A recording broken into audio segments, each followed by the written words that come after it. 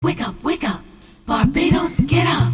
Good morning, Barbados, good morning to you. Good morning, morning, morning, morning. Good morning to you. Good morning, Barbados, good morning. Good morning to you. Good morning, morning, Barbados, good morning. Wake up, Morning to you. Good morning to you indeed, and welcome to today. And as we say, and here we are, already the 1st of July. Would you imagine half of the year is already complete? We're into the second half of the year, and I know those of you who look forward to Christmas, you already begin to count the days until Christmas. Shame on you. But nonetheless, welcome everybody. Good morning to you indeed. A terrific Tuesday morning, the 1st of July, 2025. I'm Pearson Bowen. Wonderful having you company. To those of you watching on our streams on Facebook, YouTube, and our website, cbc.bb, good morning to you. Thank you. Share the show, share the love, tell others about us, bring them along, and we're already seeing the numbers tick up. We love it, we love it, we love it. Thank you for doing what I simply ask every day, and you're so obedient to the task. Indeed, thank you very, very much indeed. And remember also, if you know of someone whose story you think we need to tell, or a story you think we need to feature, tell us about it.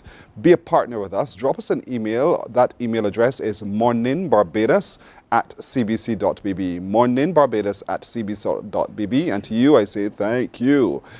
To the lady who I met at the intersection of an aisle onto the Make Walkway in the supermarket on Saturday, good morning. She says she watches from Canada. In my flurry, I didn't get a chance to get the name. She wanted a picture. I sent it to it, and so there she goes. And so to you, ma'am, thank you so much for watching from Canada, and to all of you for watching across the world. We know you have viewers in Guyana, St. Vincent and the Grenadines, up the island chain. Everywhere there's a person, there's a viewer. And so to all of you, we say thank you very, very much indeed for doing so. Means a lot to us indeed. Remember, always share the show. Share the show. So good morning all indeed. It's graduation season for a number of children. Schools are closing next week, so they're trying to make the best of the few days still remaining. And so to those little ones who are now moving from primary to secondary school, moving from pencil to pen, moving from, in some instances, short pants to long pants, good morning to you indeed. Get ready for the next stage of your life. It is going to be quite a journey, but you have the potential to be able to successfully navigate your way through that journey. Pat Ben, good morning to you as well. She's saying good morning to the crew, everyone, everywhere. To you, Pat Ben, too. Slender Glenda, good morning to you, Slender. Slender's in Christchurch. Good morning, Slender. Have a terrific today. Make it the best you can possibly make it. I know you will. Rhonda Hines Graham, my sweet Rons. Good morning to you, Rons. Have a terrific Tuesday as well, and she wishes all of you the absolute best. Anthony Smith is always up early. Anthony, what time do you go to bed? Because it's 7:18, it's still dark. He's clocking in from New York, so he wishes the best to Barbados. We wish the same to you as well, Anthony. Marcia Roth says good morning to all of the beautiful queens and kings who are watching. Terrific today to all of you, and to you as well, Marcia. You're a beautiful queen yourself, so we wish you a wonderful, wonderful day today. So wonderful that you're here with us, because today we're having our conversation on CARICOM. And in that, we want to take a look at the upcoming 49th regular meeting of the heads of government and what's on the agenda. It looks pretty packed, but we get an insight into that when Ambassador David Commichon joins us in just a little while. Also today, we've been hearing a lot about the quality of sleep and how that quality of sleep or not quality of sleep affects your health. As a matter of fact, did you know that dentists can also help in detecting that you're probably having not the best quality of sleep? There's a conference upcoming. They want to look at sleep apnea, and also sleep apnea as it affects children.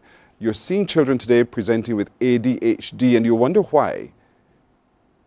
There's a link. And so we'll talk to you a little bit about the conference, about some of the treatment options that are available as we sit with some of our dental surgeons this morning and they share with us what happens there, what do they see, what are the incidences, what are the rates that they're confronting with. On Sunday, the finals of the 2025 Mr. Executive will take place. This morning, we'll meet some of those finalists and the man behind the idea of Mr. Executive, and we'll introduce them to you. We can't wait to have you there to see. I went last year, and let me tell you, it was a life-changing moment to watch what those young men do on stage. And so we're encouraging as many of you as possible, if not all of you, to come and be a part of it, and you get to know more details about that today.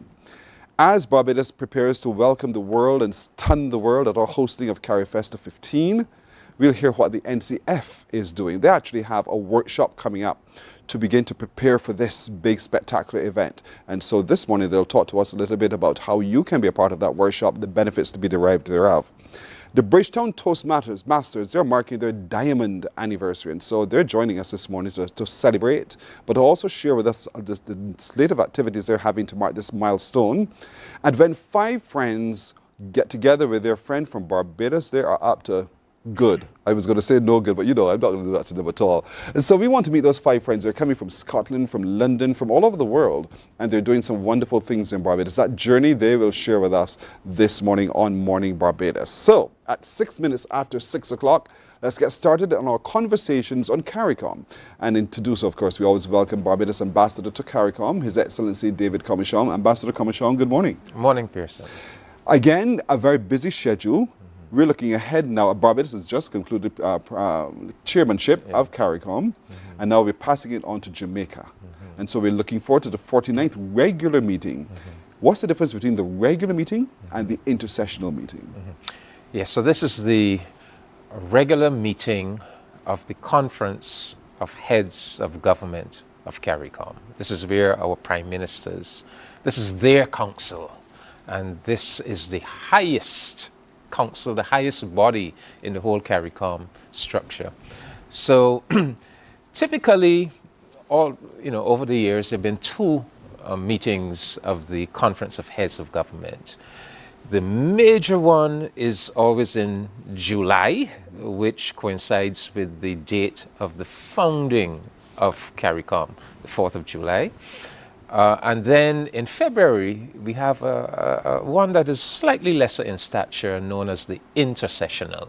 So that's, midway between yes. 2 major July conferences. However, when Prime Minister Motley came back on board in 2018, she said to the heads, look, in the 21st century era, a serious organization can't only be meeting twice a year. So with her guidance, the heads of government decided to have 6 conferences every year. 4 virtual conferences and still the 2 in person, the one in July and the one in February. And then even in between those 6 conferences, sometimes you have special or emergency virtual conferences. So since 2018, the meetings of the heads of government have really expanded. So it's at least 6 meetings now per year, 4 of which are virtual. But the big one is always the big in-person one in July. And CARICOM has really been in existence now for 57 years, because I would go back to 1968 when Carifesta was established, because CARICOM is really just the evolution of Carifesta. So Carifesta evolved to CARICOM by 1973. But CARICOM is part of our reality now. Yes. Right? Sometimes I hear people talk as if CARICOM is the secretariat in Guyana. No, it is not. It is actually all of us. We are all CARICOM. Our prime ministers, our government ministers, our government officials, and we, the people. So we need to get that mindset right. When we think of CARICOM, don't think of the Secretary General in Guyana and the Secretary. All of us are CARICOM, and periodically, different levels of officials come together to have meetings. So this one coming up in Montego Bay, Jamaica, between the 6th and the 8th of this month. This is the main one, and this is where our heads of government will come together to transact some very serious business. And so the very serious business, as you just phrased it, form that agenda. What are some of the items on the agenda? Can you share? Well, it's a 25-item agenda.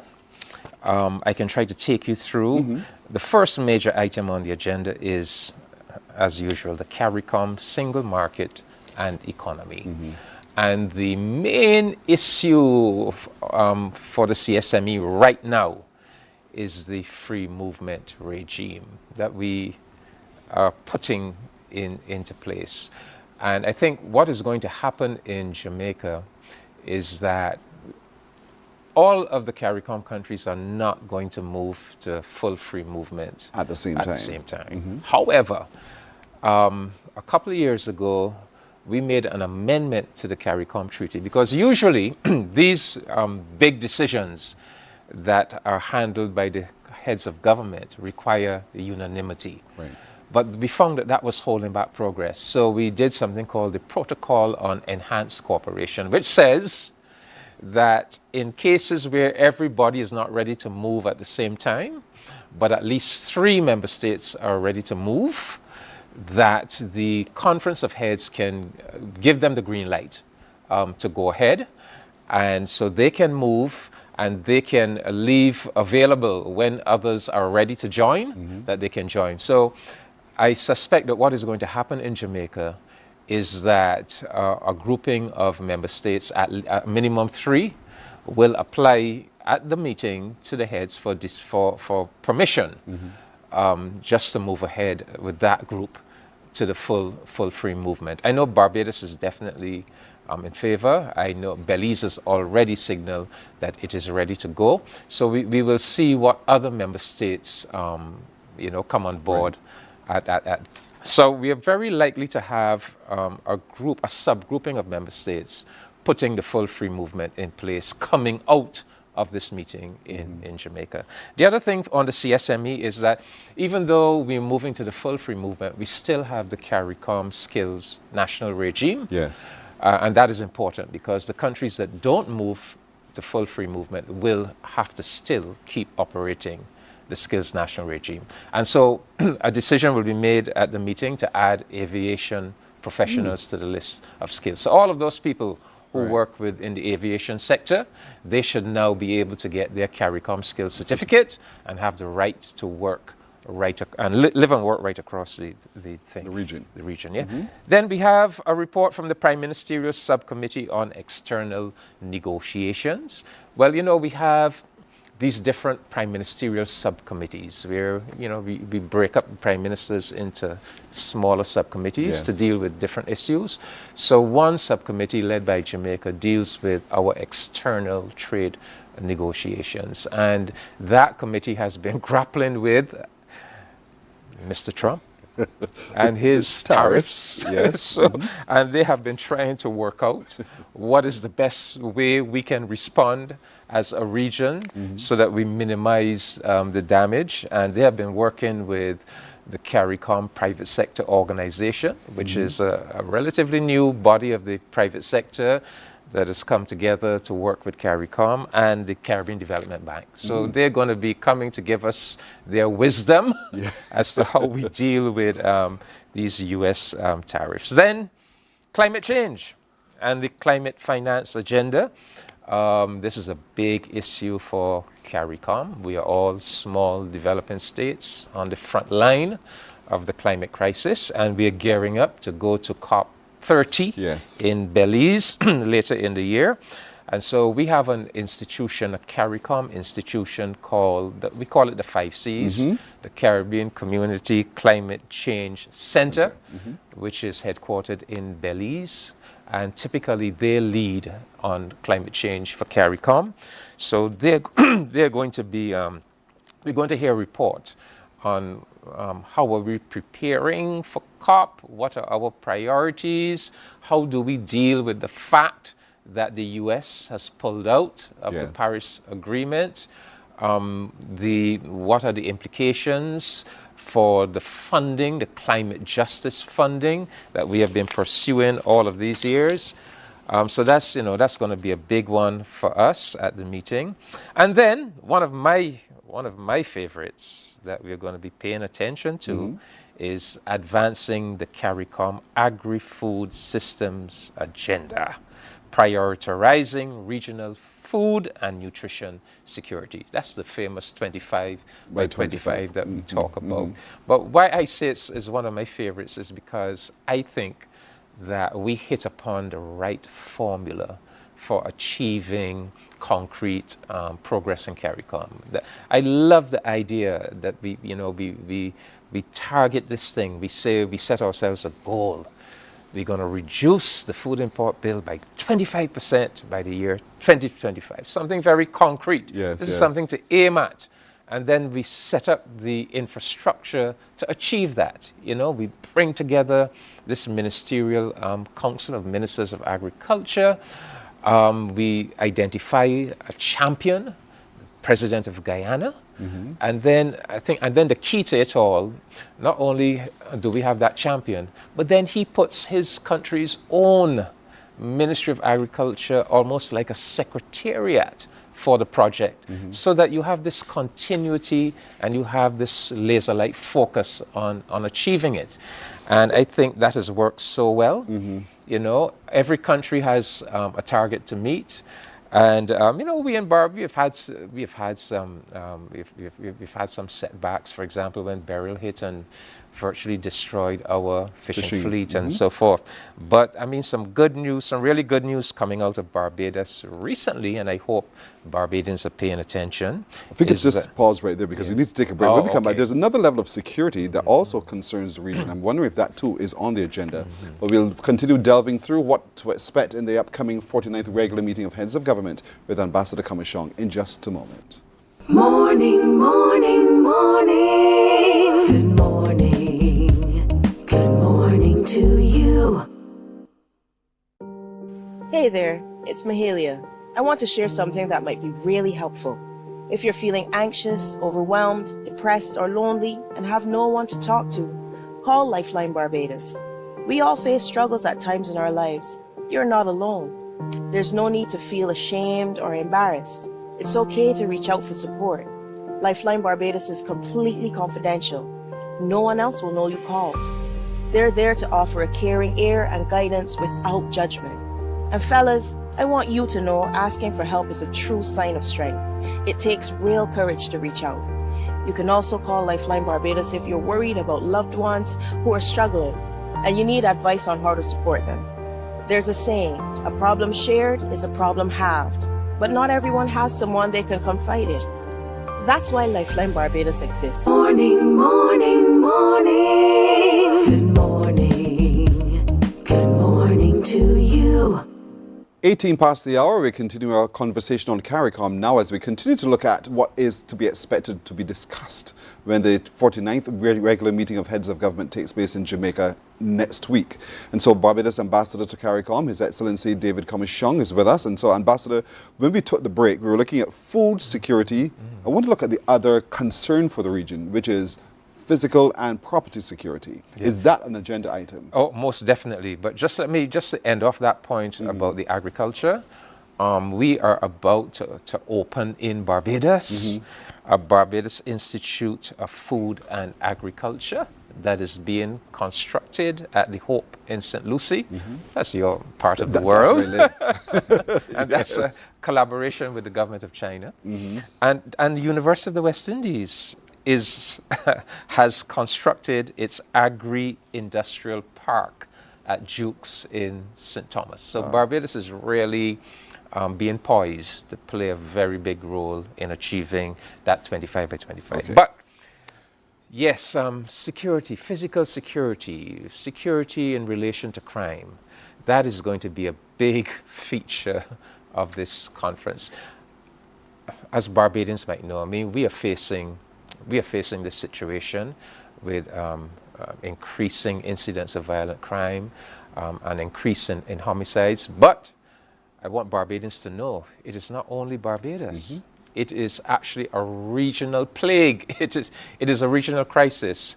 And in fact, it might seem strange to Barbadians because we are caught up in our own domestic situation. But Barbadians need to know that we are one of the least affected of the CARICOM countries. In fact, if we look at last year's homicide statistics, Barbados is actually number 10. You know, number one obviously is Haiti, but then you have 8 other countries ahead of Barbados. So Barbados is quite low down on the list. And the way you put together the list, you look at the number of homicides per 100,000 Right, the capita. of your population. So anyhow, but it's going to be a big item on the agenda. In fact, at every heads of government conference, the heads determine upon a special overseas guest to invite. And this year, at this conference, the specially invited guest is none other than the Secretary General of Interpol. That's the International Police. I can try to pronounce his name for you. His Excellency Valdesi de Urquiza E. Silva Jr. All of that. So let me just stick with the Secretary General of Interpol. Interpol. Yes. But so he is going to come. The heads are going to engage with him. And typically, security is always on the agenda.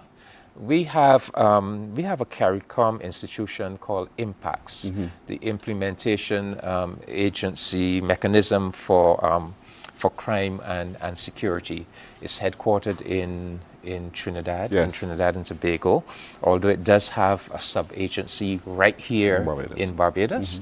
So IMPACTS is the CARICOM agency that is supposed to do all the analysis, to collect all the information, to help our governments have a better grip on crime challenges. But so this is always on the agenda, and but it tends to be dealt with in caucus. So this is not going to be dealt with in an open session. This is where there's a part of the meeting where the heads, plus either their Attorney General or their Minister of Foreign Affairs, they go into a closed session where they discuss really sensitive issues. Yeah. So they're going to have that discussion in caucus with IMPACTS and with the Secretary General of Interpol. So yes, and then of course, while they're having that discussion about the crime situation, they will also discuss the situation in Haiti in caucus. That's done in caucus as well. And that's part of the security discussion too. So yes, so Is health on the agenda as well? Because the region's health is absolutely critical. health, no, not Okay. not a specific agenda item for this particular meeting. No. Okay. But there are other. You have the caucus items, the very sensitive items. In addition to security and Haiti, you have the regional telecommunication strategy, where they're looking at the whole telecommunication sector in the Caribbean, and they have some important decisions to make. I won't go into that because the ones that are in caucus, we don't like to divulge too much. Financing and governance of the community. Border issues, well, that's a staple. The Venezuela, Guyana issue, the Belize, Guatemala issue, and then also in caucus, very intriguing. There's an item called enlargement of the community, and under enlargement of the community, number one, the development of a Caribbean community enlargement policy. So we have been, there are a number of countries have been applying to become associate members of CARICOM, and even full members of CARICOM. So we recognize that, look, we have to have a more settled policy. How do we address these applications? What are the principles that should guide us in making a decision as to whether to agree to allow a country in? So that policy, the heads will be considering. It was already considered at the level of the foreign ministers, but now it's passed on to the heads. And then they will deal with actually three existing applications for associate membership. And we have applications from Colombia, the Dominican Republic, and French Guyana. Literally our neighbors. Yeah, and well, you know, French Guyana doesn't surprise me. Martinique just came on board as an associate member. And so Colombia, a little bit more unusual since it's such a large country. But anyhow, those are matters that the heads will be looking at. And I know our time is running out, so just then there are a number of items for information where this is where things are currently in progress. They're not ready yet for any particular decision, but the heads need to be informed as to how things are developing. Well, you mentioned one, Carifesta. Yes. So there is going to be a report during the conference on Carifesta 15, which will be held in Barbados in late August, and Barbados will be given a report on how things are going, but also regional transportation. What is the work being done on that? The CARICOM industrial policy that we discussed last week. Yes. So the work done on this CARICOM industrial strategy and policy that was done at the court head a couple of weeks ago in Jamaica, that is now being filtered up to the higher level of the heads of government. A regional population commission. CARICOM is in the process of establishing a regional population commission. This was something pushed by Prime Minister Motley. You know, Barbados, we did our own Barbados Population Commission, and that effort was led by Dr. Roberta Clark, the daughter of the late Bobby Clark. And so Barbados recommended to CARICOM that it's not only Barbados facing this crisis of an aging population, in fact, it's the whole of CARICOM. And so we need to have a regional population commission. So Dr. Roberta Clark, she is also a key resource person helping CARICOM to put together that new regional population commission. And then finally, an enhanced role of youth in regional development. At the last intersessional meeting here in Barbados in February, one of the decisions made was that CARICOM needs to examine how we can involve our young people more organically in decision making, in not just at a regional level, but also at a national level. So we have the CARICOM Corps of Youth Ambassadors. So they were charged with going away and with collaborating with the CARICOM Secretariat to flesh out their ideas as to how young people could be more intimately involved in all of the CARICOM and the regional and the national processes. So they will be coming with their initial ideas, their initial report at this meeting. So I think that gives you a broad view of what's happening next week, 6th to 8th in Jamaica. And so naturally we'll wait to hear the report from you when it all concludes. But I'm fascinated by the one with the youth in particular. To hear their points of view is something I think most of us in the region need to pay close attention to, because after all, they're the future. And that dovetails beautifully into the Population Commission as well, because while we're aging, we're also declining in childbirth across the region. And so to be able to hear from them what their contribution is, I think, to the longevity of CARICOM would be quite an interesting session indeed. So to be the bird on the little fly on the wall would be so fascinating, but nonetheless, we shall wait to hear the report, Ambassador. Yes, I'll be here to report. I won't be here next week because I'll be in Jamaica. But the week after, I'll be able to come and give a report. Fascinating indeed. Thank you so much, sir. My pleasure. Barbados Ambassador to CARICOM, His Excellency David Commichon, with a view of what is to be expected next week when the 49th regular heads of government meet in Jamaica, and we'll wait to hear the outcome in the following week indeed. We're taking a break here. Morning Barbados comes back in a moment. Morning, morning, morning. Good morning. Good morning to you. Hey there, it's Mahalia. I want to share something that might be really helpful. If you're feeling anxious, overwhelmed, depressed, or lonely and have no one to talk to, call Lifeline Barbados. We all face struggles at times in our lives. You're not alone. There's no need to feel ashamed or embarrassed. It's okay to reach out for support. Lifeline Barbados is completely confidential. No one else will know you called. They're there to offer a caring ear and guidance without judgment. And fellas, I want you to know asking for help is a true sign of strength. It takes real courage to reach out. You can also call Lifeline Barbados if you're worried about loved ones who are struggling and you need advice on how to support them. There's a saying, a problem shared is a problem halved, but not everyone has someone they can confide in. That's why Lifeline Barbados exists, to be there for you or someone you care about during tough times. Save this number. Lifeline Barbados is just a call away. Remember, you can reach out whenever you need to talk. There is a saying, you can find a Bajan anywhere. Are you a Bajan living abroad? Or do you know of one who has migrated to another country?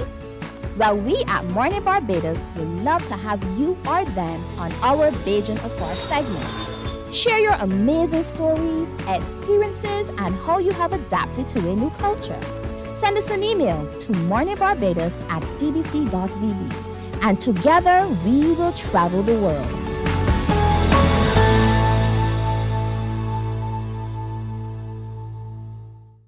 Some ask, what makes Barbados so special? We at Mornin Barbados say it's you, our exceptional youth. You are talented, resilient, and inspirational. You are the epitome of the Barbadian spirit, testing the boundaries of your creativity. If you are an entrepreneur, artist, baker, designer, author, or have done anything you think should be highlighted, email us at morninbarbados@cbc.bb. Let us show the world our exceptional Bajan youth. The Ministry of Youth Sports and Community Empowerment's Bridges television series is back. Join us every Wednesday at 8 p.m. with a repeat on Saturdays at 5:30 p.m. on CBC TV 8. Don't you miss it. God will not give you a job. God will not call you to do something and then not give you the capacity to have it, to make it happen. He will give you the resources, he'll give you the people. Not only will he equip you with ideas, but he will equip you with favor, as he did Nehemiah. Turn on the latest episode of Infinite Possibilities, only on CBC TV 8, every Sunday at 1:30 p.m., sponsored by Covenant Life Teaching Center. Welcome to Nature's Discount, the ultimate health food store. At Nature's Discount, we have thousands of quality products at great prices. Hi guys, Dottie here with Nature's Discount, and today we are talking about Solar Ray, microbiome, probiotics, and why you should be taking them. And we have well over 3,000 amazing products to help you get healthy.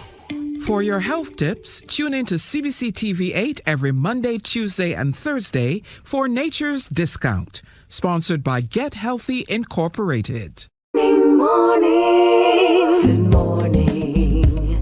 Good morning to you. We're 25 to the hour now, and coming up July 10th to 13th at the Lord Erskine Sandiford Centre, Barbados prepares to host the 3rd Regional Sleep Medicine Conference. This Sleep Medicine Conference looks at adult and pediatric obstructive sleep apnea, collaborative care for better outcomes. And this is bringing together a number of professionals in the health facility, indeed, especially general practitioners, internists, pediatricians, and endocrinologists as well. But joining me this morning now is orthodontist Dr. Vidya Armagan, because as I told you at the beginning of the show, who would have thought a visit to the dentist can open up your knowledge about what else is affecting your sleep? And so he joins me now as we look ahead at what's coming up. Dr. Armagan, good morning to you. Good morning, Pearson. How are you doing? I'm doing well. How do you do? Good, thank you. I'm actually very pleased to be here this morning. I'm looking forward to this conference. It's a really important topic for all of us. And I think it's something that has gained world attention recently. It is something orthodontists have been looking at for decades. It's come across our radar many years ago because we deal with the pediatric patients, and we see people as early as age 6 or 7. One of the things that we do look at is habits, because really, you would hear your mom said, boy, don't push your face out like that, it's going to stay there. And we have things like people that suck their fingers, that mouth breathing. And we've learned that there are a lot of things that we do as kids that affect us in our overall general health and as adults. You would have heard our parents saying to us, spend your money on what you eat, because what you eat is going to prevent you from going to the doctor later on. Certainly when we look at things like mouth breathing, that's become a major issue for the world right now. What we have learned is that there are systemic issues, there are whole body issues that are related to dental health. So when you go to your dentist and they're looking at you and they're talking about doing cleanings and they're talking about maintaining you and preventative care, it goes just beyond your teeth. It goes into your confidence or your smile, it goes with your chewing factors. But what we've learned, and especially since COVID, what we've really learned is that there are a lot of stuff that affect us when we breathe or when we eat, with bacteria getting in through our gums into our whole body. So once it gets into your bloodstream, it doesn't belong there. But we know that perhaps 95% of people with Alzheimer's, there's a bacteria that we find in your mouth, in your brain. 80% of people with heart disease, there's a bacteria we find in your mouth that's in the lining of your heart, and so on and so forth. So the World Health Organization in November 2022 put up this diagram of oral health versus systemic health. And it's a little alarming, but it's kind of where dentistry is going. One sub-factor of that is obstructive sleep apnea. And that's what this conference is zooming in on. And sleep apnea is something that affects so many people. But if we can nip it down when it's something that's just developing, that would be great. And so prevention is always better than cure. So when one visits the dentist, what do you see? When we take our children for their checks, what is it that you see that will cause that alarm so that we can deal with it as adults? Absolutely. Well, okay, so there are a couple of things I'm looking at as an orthodontist or as a general dentist. Some of the things we're looking at is just, if we get somebody to just, when they open their mouth and we sort of move away the lips and we look at the teeth, what we're seeing is we're looking at the gums and we're looking at gum health. So if we see the gums are inflamed, like puffy or swollen, or we see that the margins around the gum, around the teeth, are darker than the area above by where the lip is lifted up, we may get an idea that they're mouth breathing. So that's a clue right away that the child is mouth breathing. Certainly when we look at a plaque accumulation around the teeth, if it looks like a sort of a lot of plaque accumulation, and mom says, oh yeah, Sarah's brushing, but we keep having this problem, we know that there are clues, because if I'm mouth breathing, I'm constantly air drying the plaque on my teeth. So every time I go, I'm sort of pulling in that air and it's air drying plaque onto my teeth. And so plaque kind of exists on all of our teeth. There's sort of a layer, a biofilm that exists on our teeth. But if we are air breathing, mouth breathing, the air is drying up everything. And when the air is drying it, the body's putting on another layer and it's drying that down onto it, and it's putting on another layer and that's drying onto it, and it's putting on another layer. And so by the time you're done, you've got this thicker layer, but whereas you and I that don't mouth breathe may have 100 bacteria in that layer, a mouth breather might have 10,000 bacteria in that layer. So that might cause bad breath, that might cause cavities. It causes a host of problems. It causes the gums to swell and you get gingivitis, but that allows the saliva and the bacteria in the mouth to get into the bloodstream, which then can go all through your body and cause systemic health problems. So we know it's linked to problems with pregnancy in adults. We know it's linked to, like I said, heart disease, Alzheimer's, arthritis, cardiovascular diseases, diabetes. The list goes on, and the list is getting bigger. So, and it makes sense. It's like, your saliva doesn't belong in your blood. Your saliva belongs, in your mouth. if I take a needle full of an injection tube full of saliva and I inject it into you, it doesn't belong there. Yes. So certainly when you come into the dentist with a child, we're looking at several things. We're also looking at the shape of the jaw. Like when we look at your upper jaw, if you're a mouth breather, you turn that nice U-shaped jaw into a V-shaped jaw. So you end up with a very narrow, pushed out jaw. So you end up with a protrusion. And there's some certain things that we look at with a child that has been mouth breathing. We know that if they continue mouth breathing, they're harmful things. For you to mouth breathe, your tongue has to be down so that you can get the air in through your mouth. And when you're getting the air through your mouth, the cheeks are pressing in onto your upper jaw. And what that's doing is making the upper jaw narrow and protrusive. So you look like you've got a pointy upper lip. You have an overbite all of a sudden. Right. For you to breathe through your mouth, you've got to have your mouth open. So that means your chin, instead of being 90 degrees, Right. it's going to be down because you're constantly open. Yes. So the problem with that is that it starts causing other issues. So you change how you look, you change how you function. I think a lot of people don't understand when you breathe through your nose, it's designed for breathing, right? Like you breathe through your nose, you've got the nostrils, the air comes in, and you've got the hair and the mucus that filters out all the dust and the Sahara dust and the allergens and pollens and all that stuff. And it goes up and you've got this mucus layer with something called cilia, and they're constantly moving, and you're swallowing this stuff, and it's taking out all the pathogens, right? Like all the bacteria and stuff. And there's sensors there to know how much I breathe in, and they then have to humidify that air, because for you to get that air into your bloodstream, it's got to be wet air. It can't be dry air. Dry air doesn't get into your bloodstream as easily, and dry air destroys your lung tissue. It's more fragile, and in 1992 they found something called nitric oxide that's released in our sinuses into our ear. And nitric oxide is something that we use to vasodilate, right? So those little blue pill that some men have to take, nitric oxide is in there because it's a vasodilator. But we have it naturally in our sinuses. It's released naturally, and it allows us to have air exchange into our lungs. When you breathe through your mouth, you're bypassing that entire God-given system. And you're not doing any filtration. You're letting your gums and your tongue and your tonsils and adenoids do the filtration. So they swell up. The adenoids and tonsils swell up. They block the eustachian tube. You get a whole set of issues with sinus blockage and all that. And when you get those issues now, you become a constant mouth breather, because now the sinuses are blocked. And when the sinuses are blocked, you're forced to breathe through your mouth. So it's a vicious cycle where, if you're mouth breathing, the sinuses get blocked, and the sinuses are blocked, you're mouth breathing. And once you're mouth breathing, you're not getting that proper oxygenation into your lungs, but that causes a lot of problems. So we see kids that, they're intelligent kids, but they get into school and the teacher sends you a note saying, hey, Johnny's a really awesome kid, but he's a daydreamer. He's distracting my other kids. He's chatting with everyone. You pick him up from school and he's the first guy to fall asleep in the car because he's got no energy.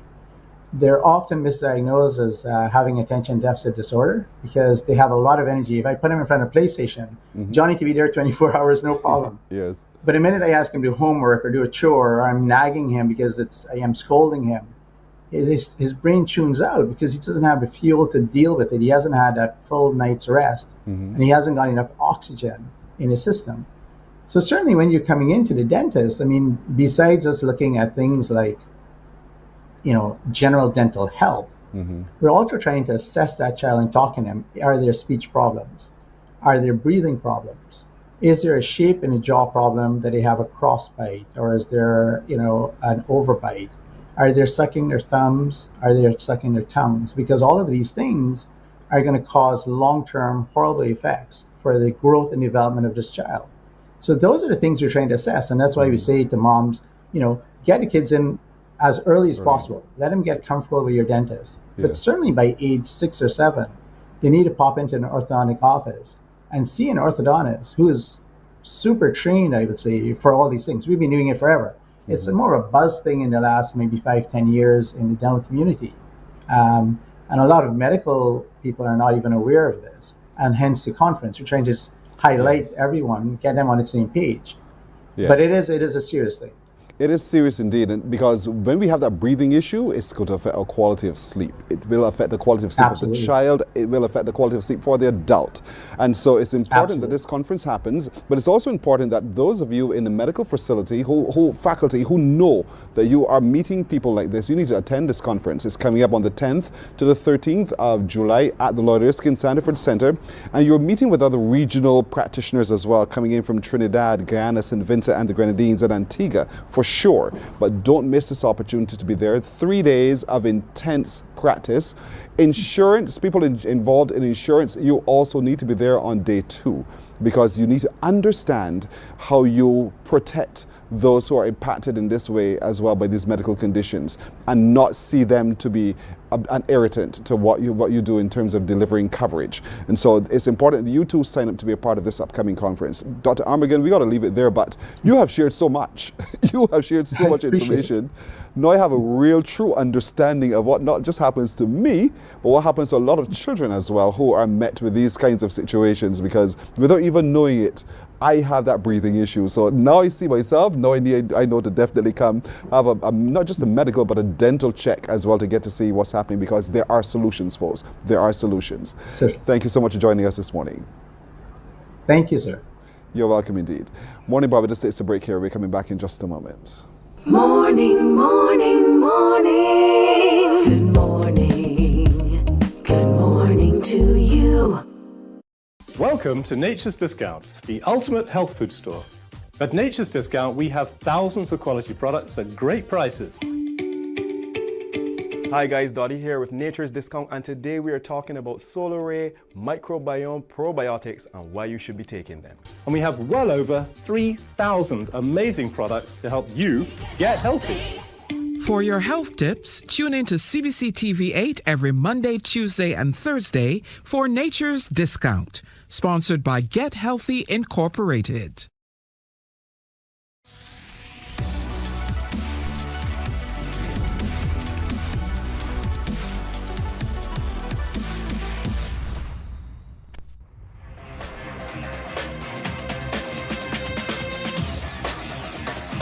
Week after week, Scold presents exciting reports and documentaries on the most varied topics of our time.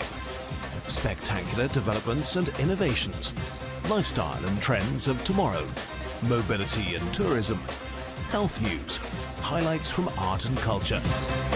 Each contribution grabs the viewer with extraordinary images and stories, and takes him into fascinating worlds which he experiences here exclusively and up close. We're there when companies and specialists develop super satellites for a global network in space and can look behind the scenes. Scold is a window to everything that is there or is yet to come. Fly with us through time to better understand today and tomorrow. You've always wanted that. Scold, a look into the future.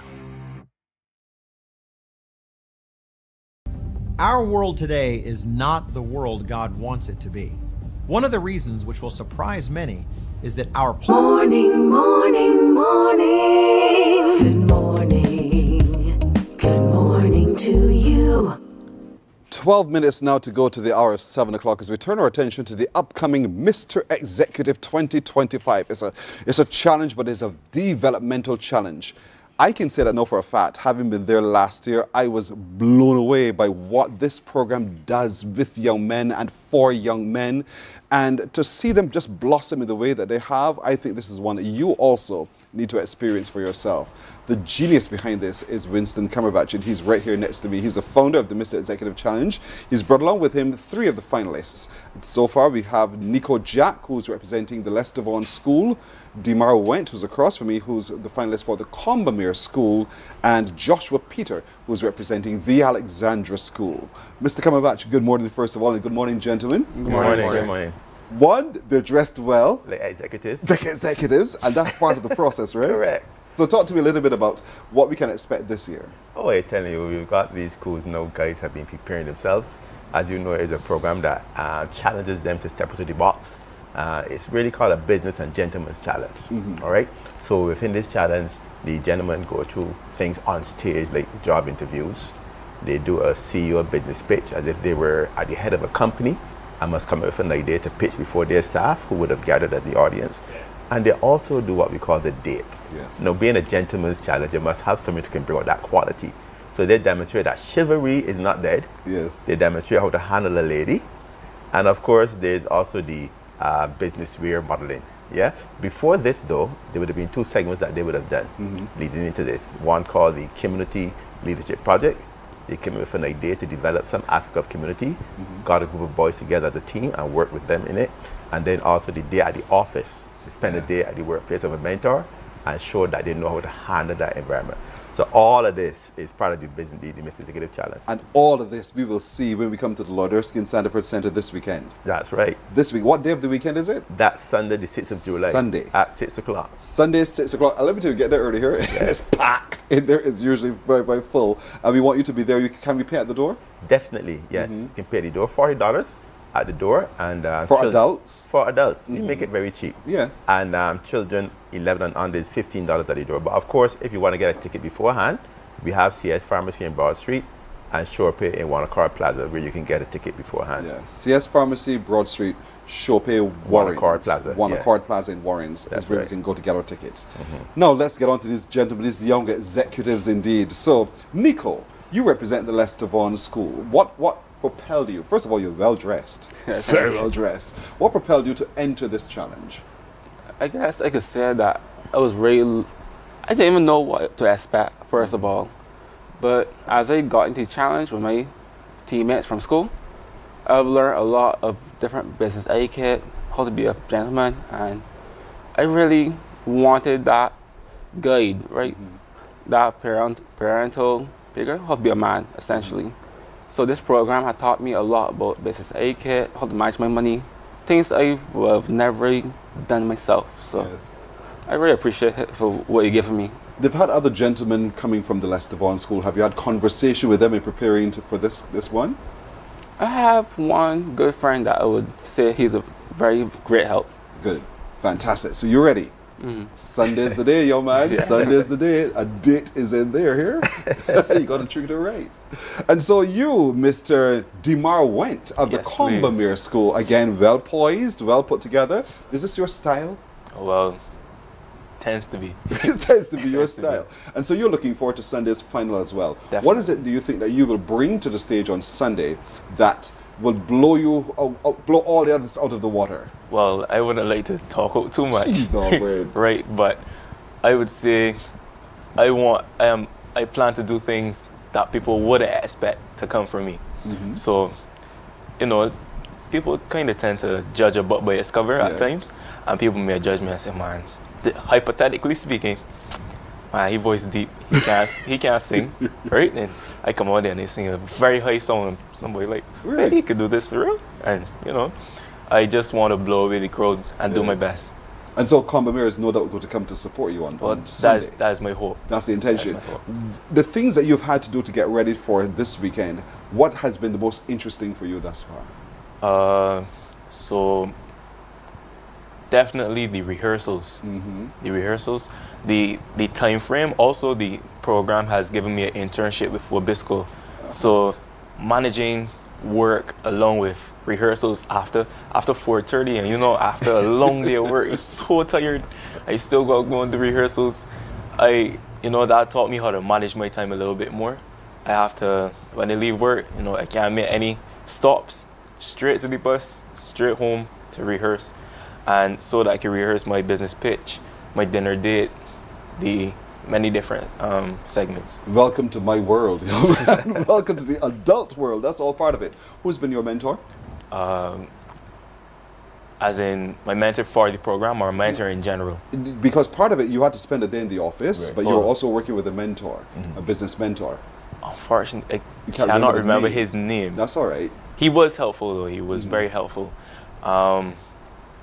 In the early stages of the program, he helped us with our marketing. We created a brand named Headspace Apparel, which focused on men's mental health through graphic T-shirts and stuff. And he talked to us and showed us the different methods that we could use to market it. Well, you learned a lot then, right? Definitely. Mr. Peter Joshua, the Alexandra School, how has it been for you, this journey so far? It's been very eye-opening, I must say, because in the past I went to school at Foundation, and when opportunities like this came across, I didn't used to grasp at them.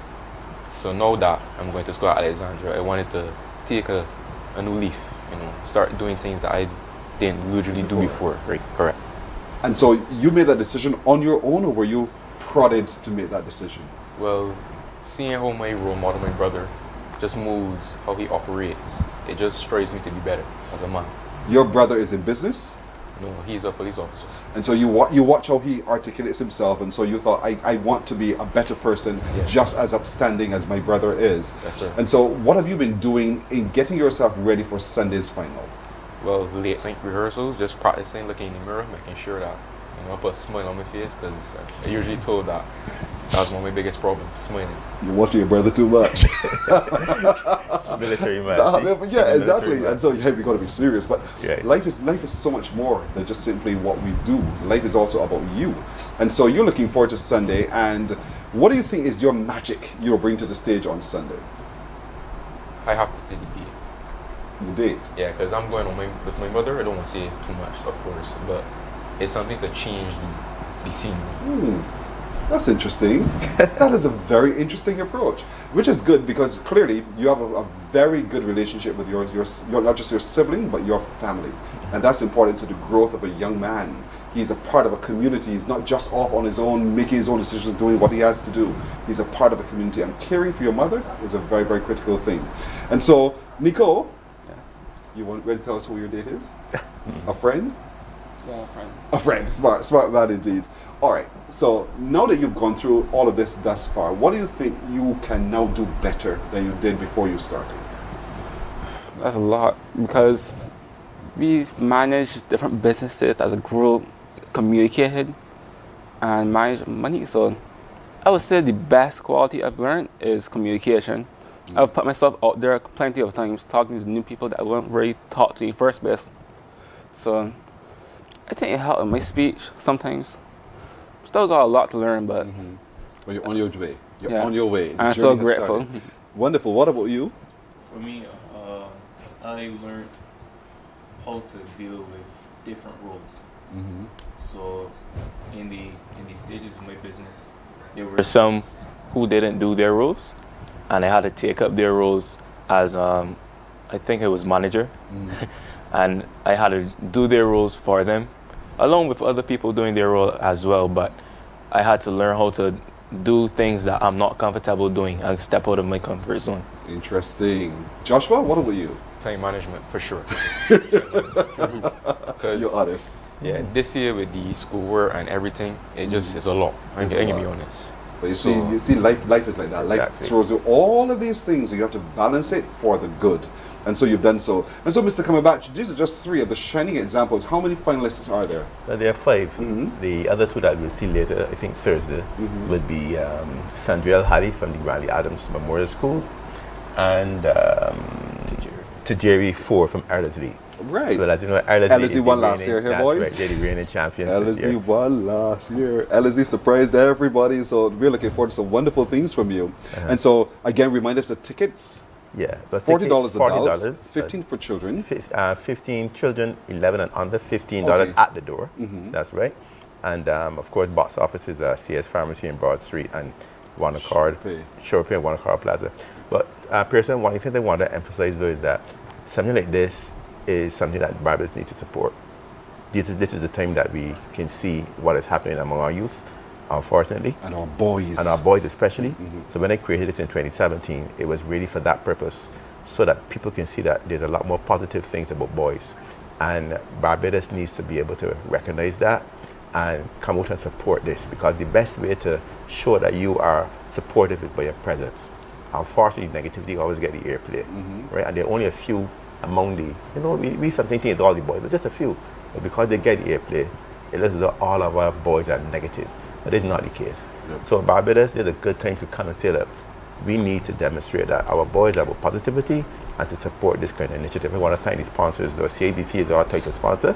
We've got Affinity Plus right under them, and over 30 others. Yes, that's fantastic. So that means we all recognize the value of this project, indeed. And so long may it run on. I know even beyond you, long may it still run, because you're giving these young men and other young men opportunity. That's right. To see what it feels like to when they grow up. When they get a little bit older, but they're already living examples of what they look like already. You guys look like executives, young executives, and I really hope you stay with the style, stay with the approach to your life and all of your activities as you go, but stay focused, young men, stay focused. You are examples of what's positive in our community, and you're doing it very, very well. I commend you. I really hope that all of your school population come out in large numbers to really scream, because there's going to be a lot of noise in here to start up to support you, and may the best man win. But it doesn't matter. Correct. The journey has already brought you great success as well, all right? So to each of you, thank you. I say thank you for putting yourselves forward, for being leaders already. Keep leading, gentlemen. Thank you. And thank you so much as well, Mr. You're welcome. You're welcome. Nico Jack, Lester Vaughan, Demar Went, Combamere, Joshua Peter, the Alexandra School. You have to be there. Sunday coming, 6 o'clock, Lord Erskine Sandiford Center. Get there early. Pick up your spot, settle in, and get ready to be amazed by what these young men from the Barbados secondary schools can do. And they will prove it to you on Sunday. Thank you again, gentlemen. Thank you, sir. You're welcome. We're back in just a moment. Morning, morning, morning. Good morning. Good morning to you. Our world today is not the world God wants it to be. One of the reasons which will surprise many is that our planet, its governments, and its peoples are all living under the weight of Satan's rule. From the beginning of mankind's existence to today, human history is the written record of what it means to live under the rule of the devil. Yet that rule is coming to an end, and what a difference that will make. Every Sunday at 9 a.m. on CBC TV 8, tune in for Tomorrow's World, sponsored by the Living Church of God. Books open your heart, your mind, and your soul. They are educational, entertaining, inspiring, and motivating. Are you an author of a recent book you want to share? Then Mornin Barbados would love to feature your book in our The Next Chapter segment. Send us an email. Morning, morning, morning. Good morning. Good morning to you. Let's take a look at the news now. An initiative was launched that could have a major positive impact on the environment while allowing enterprising Barbadians to make money. It's called the Every Bottle Back Initiative, which is a joint effort involving the Barbados Bottling Companies Limited, Bees Recycling, and the Ministry of the Environment. Marketing manager at BBC, Clifford Gooding-Edghill, says he's grateful that the project has been embraced by the partners. He also gave some insight into the key objectives of the initiative. The Every Bottle Back Initiative offers key components to support our objectives in Barbados, benefiting both our company and others. Focus on reducing the environmental and climate impact of plastic bottles and other materials. Through a public education and outreach campaign on social media in schools and across the country, we aim to raise awareness and encourage communities to adopt sustainable practices in their homes, public spaces, and businesses. 100 eco-bin collection receptacles, as examples of which you are seeing here today, will be strategically placed at various locations for deposit of plastic bottles and caps. Both residents and tourists will have the opportunity to use these bins for the disposal of plastic bottles and caps. This initiative speaks to the broader responsibility of businesses, NGOs, and the government to tackle the widespread global issue. Minister of the Environment, National Beautification, Green and Blue Economy, Adrian Ford, says government is happy to be an equal partner in the initiative that aligns itself with solid waste management. We've had the policy approved, and the bill is now in Muscat Barbados at the level of CBC, where we are looking at the management, not only of our facilities for solid waste, but the management of our solid waste, so that we can start having the conversation that particularly started this morning with my good friend here. And the conversation is how we can move from a linear society to a more circular one. The social and environmental scientists, the ecologists may say the word just transitioning. We could only have just transitioning, and the just transitioning being a reality for our people if we understand and incorporate the 5 P's of sustainable development. The minister is encouraging Barbadians to get involved so that they can benefit from the project. We are encouraging persons, those same persons we talk about, to come in and get themselves involved in a business that, based on the statistics right now, that has allowed us to remove, and based on the Returnable Containers Act and the legislation in place, that allows 66 or so % of our PET bottles to be returned so that they can be circulated and allow us to achieve foreign exchange.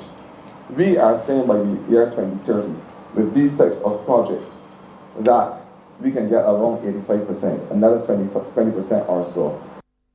A part of the initiative is for eco bins to be placed across the island. The government continues to work on improving the Barbados Police Service, and Attorney General Dale Marshall says already they've approved 300 new posts at salary P20 and adjusted the rank structure accordingly for special constables. While implementation took longer than we initially intended due to the necessary alignment between the ranks of senior constable and sergeant, the matter has now been resolved. A supplementary is being prepared, and we anticipate that eligible officers will soon begin receiving their back pay from April 2024. As for special constables, 46 of the 47 special constables have agreed to transition to police constables, and all paperwork has been prepared.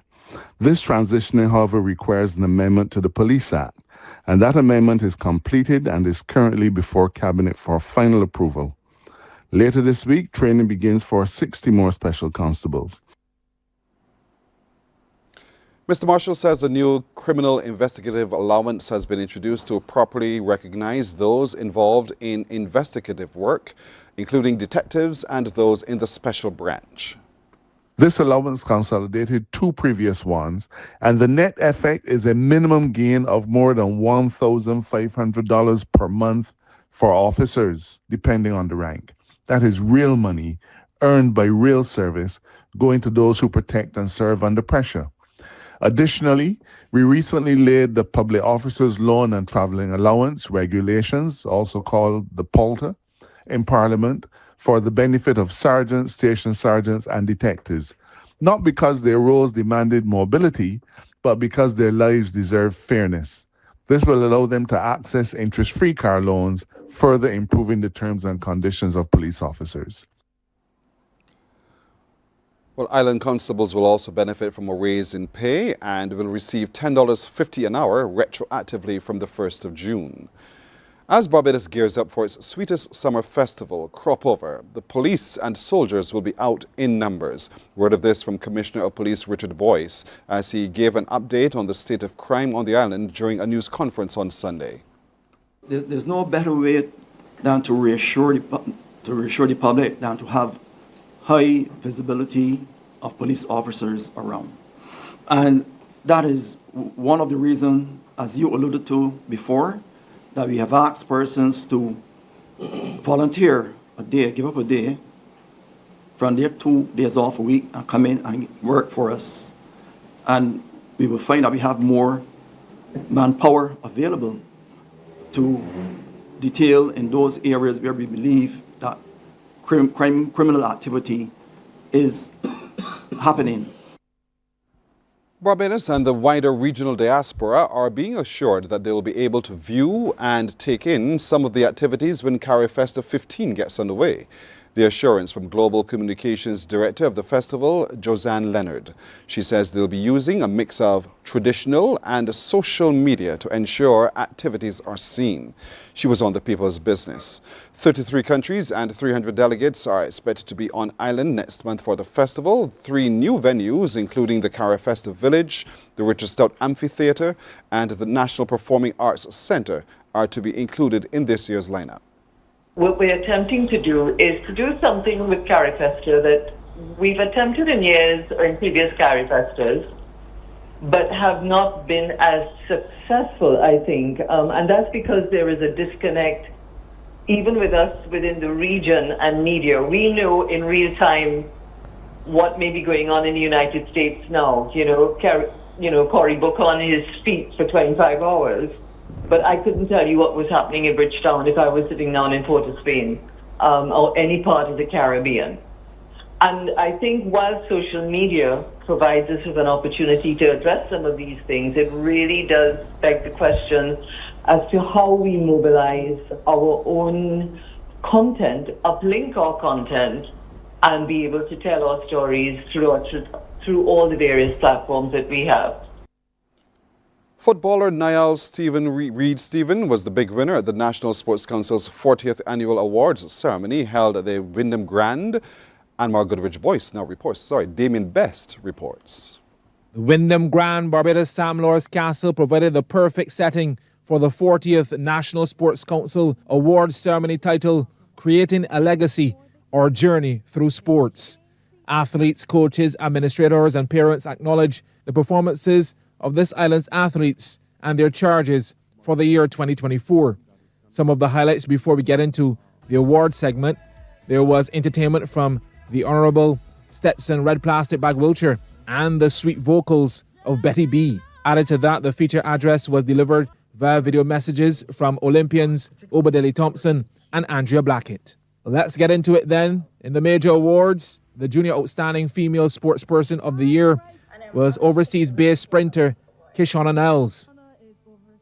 This island's fast-rising top surfer Tommaso Layson won the Junior Outstanding Male Sportsperson of the Year.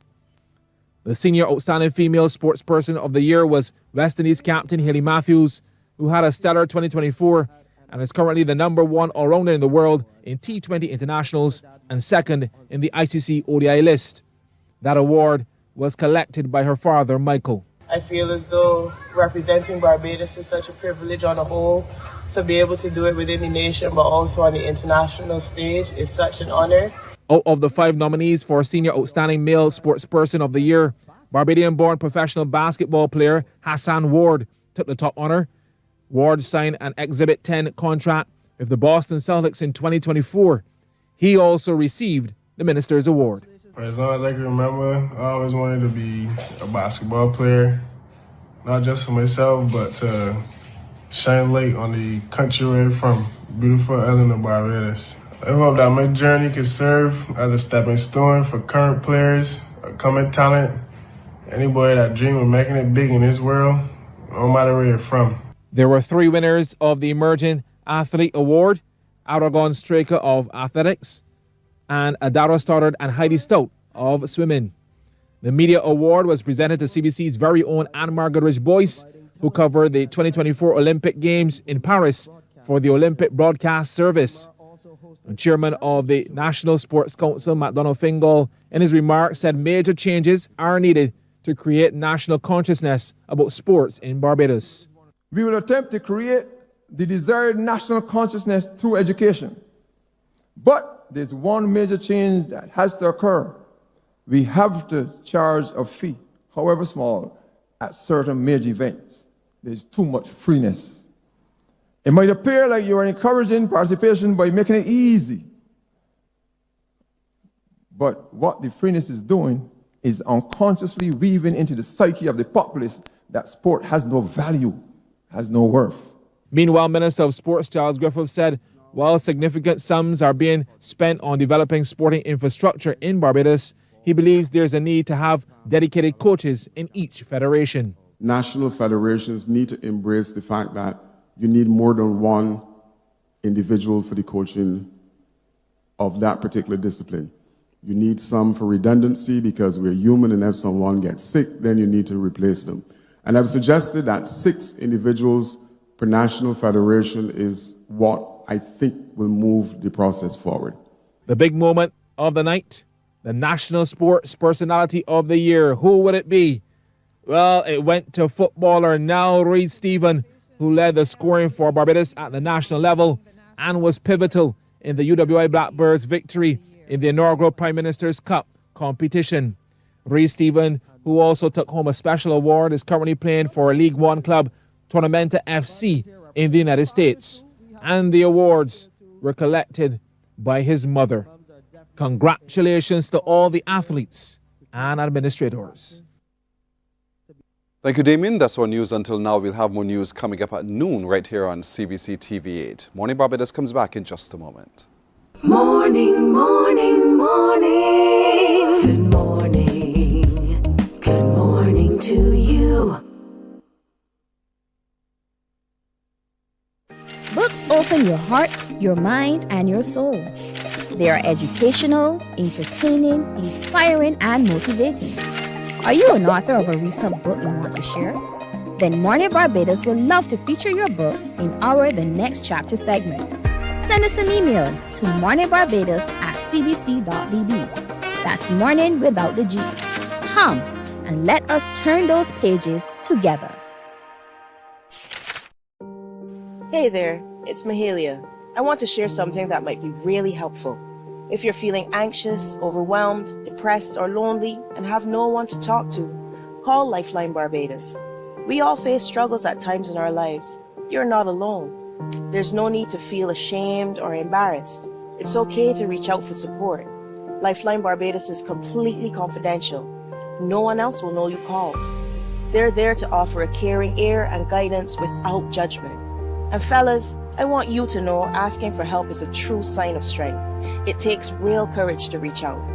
You can also call Lifeline Barbados if you're worried about loved ones who are struggling and you need advice on how to support them. There's a saying, a problem shared is a problem halved, but not everyone has someone they can confide in.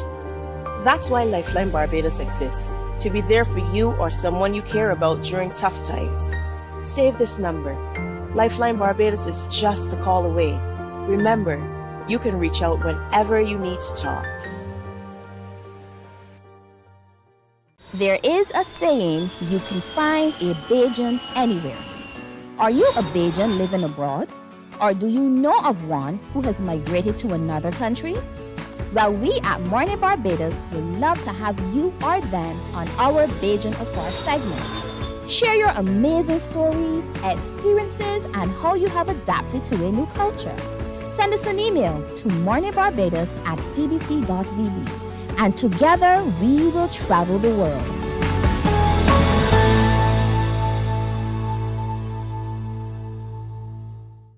Some ask, what makes Barbados so special? We at Mornin Barbados say it's you, our exceptional youth. You are talented, resilient, and inspirational. You are the epitome of the Barbadian spirit, testing the boundaries of your creativity. If you are an entrepreneur, artist, baker, designer, author, or have done anything you think should be highlighted, email us at morninbarbados@cbc.bb. Let us show the world our exceptional Bajan youth. The Ministry of Youth, Sports, and Community Empowerment's Bridges television series is back. Join us every Wednesday at 8 p.m. with a repeat on Saturdays at 5:30 p.m. on CBC TV 8. Don't you miss it. Morning, morning, morning. Good morning. Good morning to you. 18 minutes now after the hour of 7 o'clock. Morning to you too. I just love it. The Toastmasters are orators. They talk, and I love it. We were talking while we were on the break indeed. That's Marcia Tull King. She's the immediate past president of the Bridgetown Toastmasters Club. Thank you, Marcia. Good morning to you too. Good morning to you too. Next, there a very familiar face himself, Antoine Williams, who is a Toastmaster also with the club. Good morning, Antoine. Morning to you. Brother Daddy, in other words. Patricia Cadogan is heading the 60th anniversary committee, because now you're marking your diamond. Yes. This is a special moment. It is. Marcia. So talk to me a little bit about what it means for the club to have journeyed this long. All right, for the club, the Toastmasters is 100 years. And for Bridgetown Toastmasters to be 60 years out of that, 100 years is a tremendous journey for us. We started, the international body was started by Ralph C. Smedley, who thought that we learn best in moments of enjoyment, and in truth, we do. We prepare our speeches and we present them in an environment where it's conducive for feedback and learning, and it's not anything that you get marks on, but just feedback, constructive feedback to help you on your journey, be it that you're interested in your communication or leadership. This is the two components of Toastmasters International, and we're the second oldest club in the region. The region is District 81, and we are the second oldest club. We were brought here by a man by the name of Alfred de Freitas, and he had belonged to the oldest club in the region in Guyana. And he came here, and we were chartered July 6, 1965. You have answered all of my questions. I want to know who was the oldest, how long have you been around, you answered all of them in one fell swoop. Thank you, Marcia. You're most For an interviewer, Antoine, that is not always a good thing. You know? You got that right. As my I was going to say, she's answered everything, so we can leave now. But you know, you call that icebreaker. I love that. Thank you very much indeed. And so, but development of the club, though, because you're always having to be bringing in other young ones. How is that journey thus far over these 6 years, Antoine, in terms of recouping new people into? Yeah, it really is like a revolving door. We always accept the fact that members join for varying reasons. Right. Some people do it for their own personal development. Some do it for professional development. And you have to accept that. And everybody, obviously, people will function at their own pace and place. Like every organization, some members will join and they care not to be part of the executive. They just want to focus on their personal development. So over the years, I think that has been the understanding, and using that as the main guide, the club has developed in so many different ways. But what is also very interesting is that at the very early stages, during those early stages, it really was an all-male institution. And I stress that again, an all-male. And then I think it was Lorna Barrow. She was introduced. Lorna Barrow and another lady by the name of Linda Perry in Barbados. Right. They were the first two females. Yes. And then it just followed on from there. And I'm saddened to say that the female members, they've really taken over the club. Yes. Right? We need. That's what I said. You let the ladies in. Look out. Look out. But the balance, no doubt, is still good. It works well. Yes. It works well. That's wonderful. And so it's a developmental club. It is. You're talking about developing your communication skills, developing your leadership skills. It's not about wanting to be a public speaker. Yes. Right. That's totally different. It is being a communicator. And communicator in terms of your personal lives, your professional lives, your relationships. How do you communicate? So that's the essence of it, really. And it's that essence we're celebrating over 60 years. You lead now this organizing committee to mark this celebration. So talk to me a little bit about what you're planning, Patricia. Right, so our plans are, first up, be on Mornin Barbados. We hey. Yes. We've arrived. The next activity is our church service, which would be on the 6th of July. And this coming Sunday? Yes, at the Colomara Church of the Nazarene. And then on the 15th, we will have a panel discussion, and that will be online by one of our members, Toastmaster Natalie Wood. And then on the 19th, we're having a sunrise beach walk at Browns Beach. We're starting at 6 o'clock, but we will be there till 12. Oh, nice. Yes. And finally, we take pleasure as a club to give back to society. We're having a charity give back, and that is to the Cancer Support Services. We're going to make a monetary donation. Right. So that concludes the month of activities that you're marking for the 60th anniversary. Yes. I like the sunrise walk, though, and that's important, I think, to all of us at all ages to get to participate. Yeah. You're looking forward to it as well? Of course, why not? I am an outdoor person. I love to hike, the walk.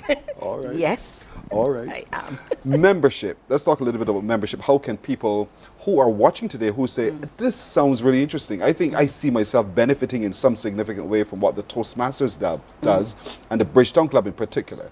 How can they register to be members? All right. We meet every Tuesday, and we meet at 6:15 until 8:15. First and third. Antoine, that's Parker Sears rehearsal time. So sorry. First and third is online. Second and fourth is in person. If we have a fifth Tuesday, that is also online. Now, there are other clubs in the event that Tuesday is not available to you.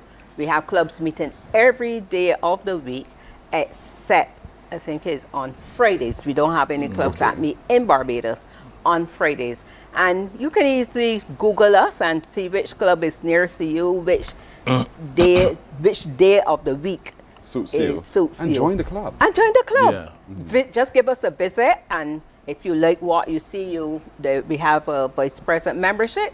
You just say, I'm interested in joining this club, and they will take you through what is the application fees and all of that.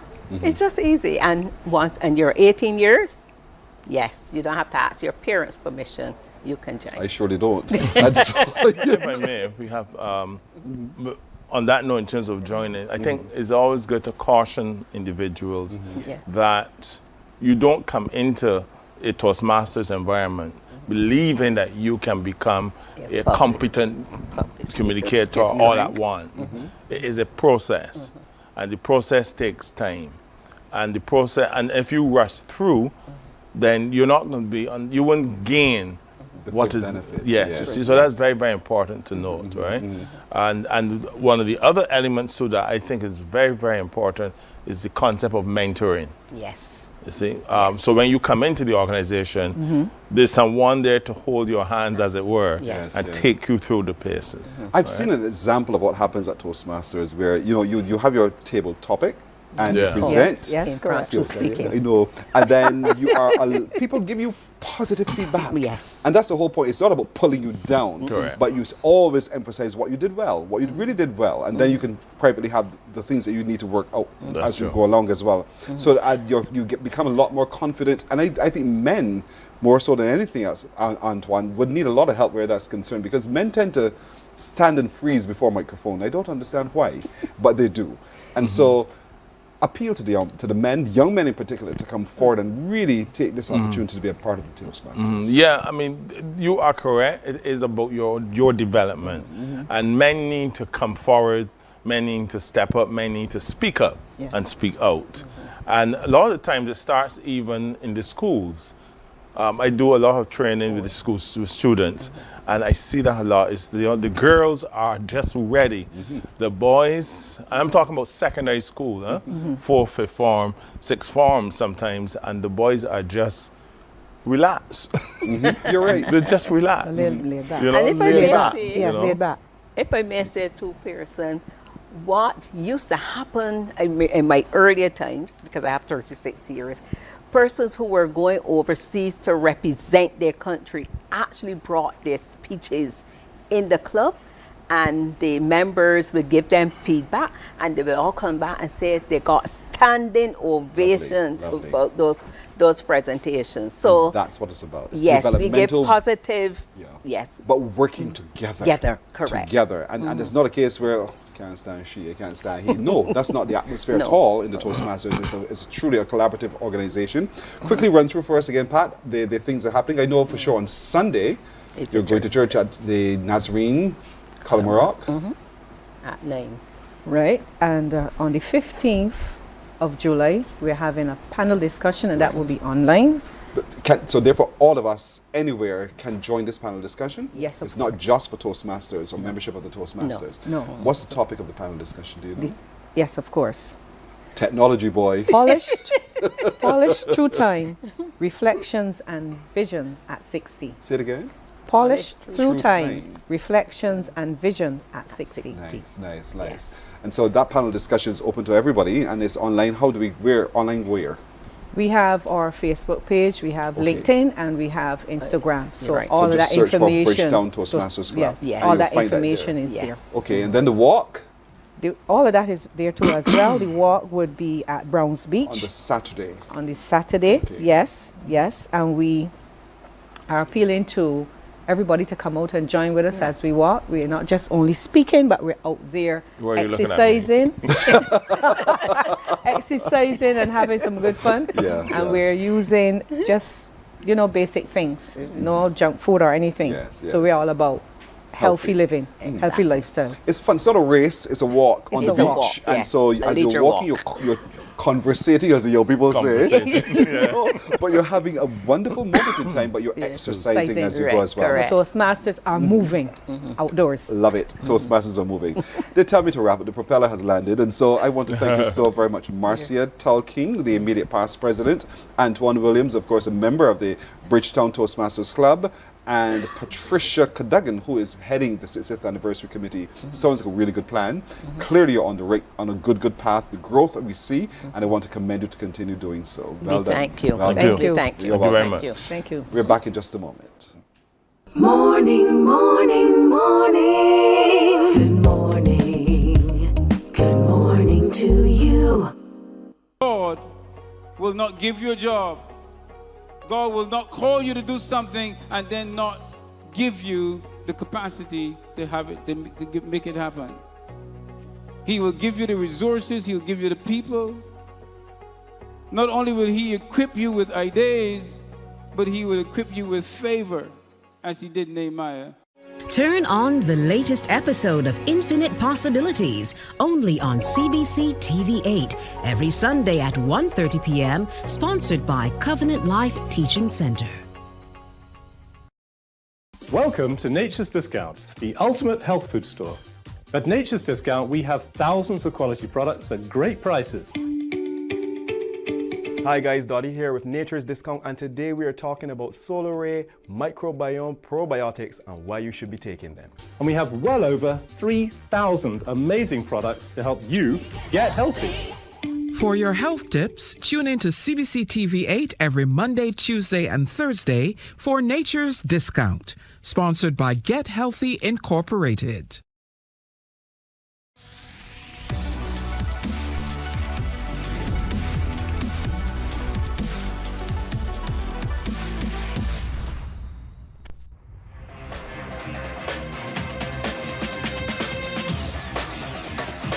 Week after week, Scold presents exciting reports and documentaries on the most varied topics of our time. Spectacular developments and innovations, lifestyle and trends of tomorrow, mobility and tourism, health news, highlights from art and culture. Each contribution grabs the viewer with extraordinary images and stories and takes him into fascinating worlds which he experiences here exclusively and up close. We're there when companies and specialists develop super satellites for a global network in space and can look behind the scenes. Scold is a window to everything that is there or is yet to come. Fly with us through time to better understand today and tomorrow. You've always wanted that. Scold, a look into the future. Our world today is not the world God wants it to be. One of the reasons, which will surprise many, is that our planet, its governments, and its peoples are all living under the weight of Satan's rule. From the beginning of mankind... Morning, morning, morning. Good morning. Good morning to you. 27 minutes now to go to 8 o'clock as the world turns its attention to Barbados at the end of August for the 15th edition of Carifesta. And we shall do it stunningly in Barbados because we are all a part of it. And so there's an opportunity now for creatives to become a whole lot more creative and perhaps to engage in workshops that allow you to be able to really take your skill to another level. So joining us this morning from the National Cultural Foundation, who she is, the curator at the Queen's Park Gallery, Onika Small. Good morning to you, my friend. Good morning to you, Pearson, and good morning, Barbados. Thank you so much for coming indeed. Carifesta is almost upon us. We're just almost days, literally days away. Literally days away. And so opportunities are given to artists. Correct. To be a part of it. Yes. But getting ready for this outstanding global activity requires a little bit of shaping up, so to speak. It does. And so I know that the NCF is engaging now in a series of workshops. What are those workshops about? Okay, so one of the workshops that we're managing within the Queen's Park Gallery is something called a new media workshop. So we're inviting artists. It doesn't have, our minimum age group is from 18 up, but any artist. So visual artists, dancers, people who want to interface more with the technologies that are out there to kind of bring up their levels of production or just interface with different types of production. So if you're a visual artist and you want to present to, as we've done in some of the exhibitions you've already had at the gallery, you can come and see what's possible. Well, if you're a dancer, correct, and you want to be enhance the overall presentation, what can new media do to help you? Correct. And on and on and, and on. on and on. And so any artist in any genre of expression, these workshops are for you. Correct, because we're bringing you in at almost the basic level so that you will get an experience in how to use AI, how to use Photoshop. We're going to have some presenters and facilitators later down in Carifesta who are big names in the industry. We're not calling them yet, but so that you can see where this can take you. Sometimes I go to shows and there are these screens behind and they have these colors and lights, and I say, you know what, it'd be nice to put some art on there. So we're trying to find new avenues for artists to express themselves and to show their work. Is it free? It's free. Simple Simon met the pieman. Free. And so therefore registration would be important. Registration is important, but you can go to the ncf.bb website. You can find the link and you can register there. We're open until next week, Friday. We've extended our deadline a little bit so that more people can register. Right. More people can register until next week, Friday, but registration goes and closes quickly. So folks, ladies and gentlemen, practitioners all, artists, you really need to grab this opportunity. And with the workshops happening at the gallery? The workshops are going to be at Queen's Park itself. Queen's Park yes. itself. So the first one, which is on August 12th, they run consecutively every Saturday, starting August 12th. So the first one is in Queen's Park Gallery, and then we move over to the Steel Shed for the remaining ones, and then for Carifesta, we're going to be in the Youth Village. This is a wonderful, wonderful time where art meets technology. So if you're looking for presenting yourself in a different way, in a totally different light almost, then this has to be the workshop that you grab hold of.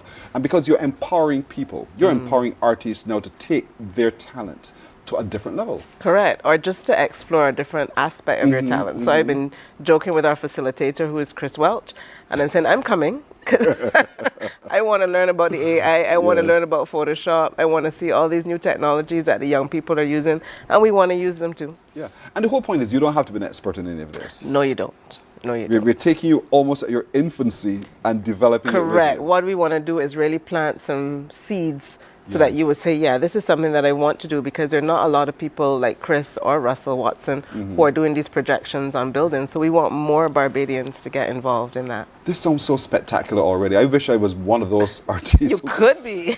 So therefore it's open to media practitioners as well. It's open to media practitioners. It's open to people with interest. Anybody, I like it. People with interest. So if you're a video producer, this is also for you. Whether you're very amateur or even midway amateur, this is for you. If you are just using your cell phone and you think you need to be as creative as you possibly can be, this is a possibility for you. This is a possibility. It's a free workshop, but you need to register. ncf.bb, look for the link, click it, fill in the form. And the application for registration is really, really simple. Very simple. Everything is there, all the information. It tells you when the workshops are. It tells you what you need to register. And we're even trying to provide laptops for those who do not have. So we're trying to really facilitate for this one.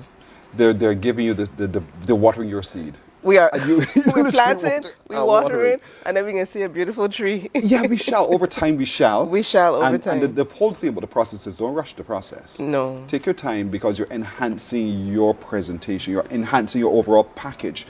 We ask for this, and the NCF is responding, which always, is a good thing. Always. We're very busy. So busy. It's not only visual arts, all across the board we're busy. Yeah. And so designers of fashion. Fashion designers, correct. Dancers, any technologists. I would say young people who have come out of school. You could be historians, because you can use AI technology and creativity to tell stories. Yes. So we're enabling people to tell stories, or their story. Yes. We've seen colorists, we've seen cartoonists, we've seen all of you Really, all of you, you know your skill, you know your capacity, you know your need, you know the gaps between there. And so that's the gap we want to fill with these workshops. New media, using AI, using the technologies that are available to find ways to enhance what you're already doing and what you're already struggling to do at times in your very limited way. These workshops are being conducted by locals? Yes, or for now. For now, and then we go into an international cadre of people who are very excited. I'm not going to call the names yet. Still ain't calling names. I'm trying to get you to drop it. Yeah, so we have Ronald Williams, we have Jared Nels Morris, Chris Welch is our main facilitator. We even have Erica Smith with COSCAP who will be talking about copyright issues because with anything new, we get new challenges. Yes, yes, yes. So we have to figure out how to navigate those waters as well. Indeed so. Yeah. So remember, folks, ncf.bb. You can call Chris Welch as well. I see on my his flyer. name is on the flyer and his email address as well. And I know we've had it up. There it is on your flyer, folks. Look at your screen right there. You see Chris Welch's number is 262-0604. 262-0604. Or you can send the email as you see it right there, right there on your screen.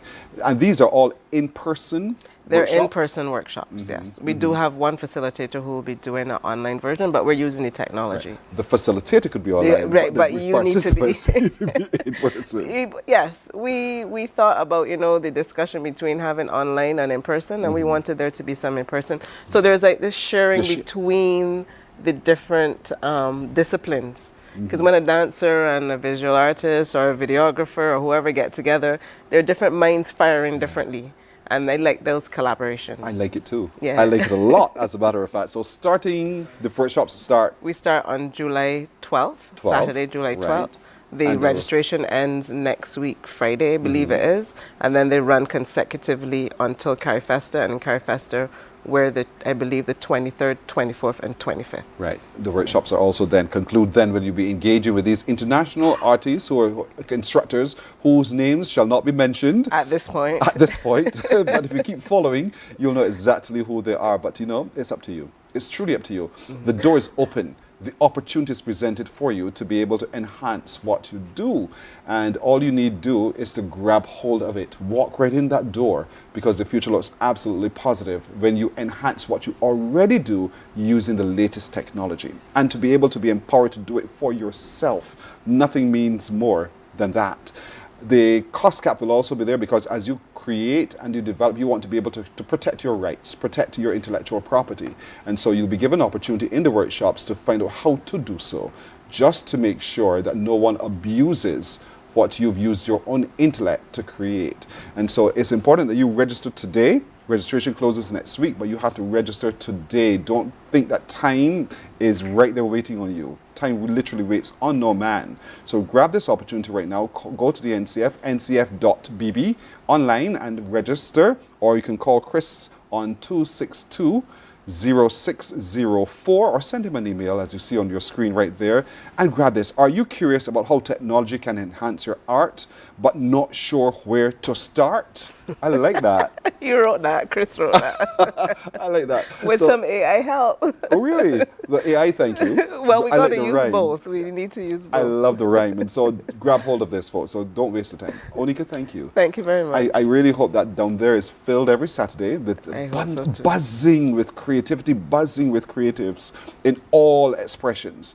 Whatever it is that you think you're good at, come down and grab hold of these workshops in. And so thank you again. Thank you very much. You're welcome. Barbados is getting ready for Carifesta 15. And Barbados and the world is looking for your expression at Carifesta 15 at the very best you could possibly be. The workshops put you in the best space to begin to be your absolute best. Morning Barbados takes a break here. We're back in just a moment. Morning, morning, morning. Good morning. Good morning to you. Our world today is not the world God wants it to be. One of the reasons which will surprise many is that our planet, its governments, and its peoples are all living under the weight of Satan's rule. From the beginning of mankind's existence to today, human history is the written record of what it means to live under the rule of the devil. Yet that rule is coming to an end. And what a difference that will make. Every Sunday at 9 a.m. on CBC TV 8, tune in for Tomorrow's World, sponsored by the Living Church of God. Books open your heart, your mind, and your soul.